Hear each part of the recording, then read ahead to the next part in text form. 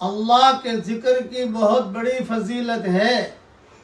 دنیا میں بھی سبحان اللہ پڑھیے، الحمدللہ پڑھیے، اور حدیث شریف میں آتا ہے کہ جنت میں جو جنتی ہوں گے ان کے سانس کے ساتھ سبحان اللہ الحمدللہ نکلے گا۔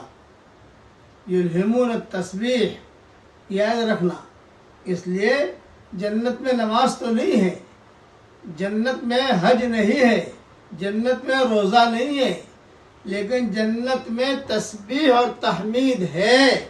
اس لیے اس کی عادت ڈالیے دنیا میں، اور بہت پڑھیے۔ اللہ تعالیٰ کو سبحان اللہ والحمدللہ ولا الہ الا اللہ واللہ اکبر ولا حول ولا قوت الا باللہ، یہ بہت پسند ہے۔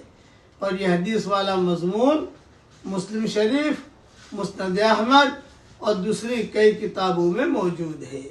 اللہ تعالیٰ ہم سب سے راضی ہو جائے، کہو آمین۔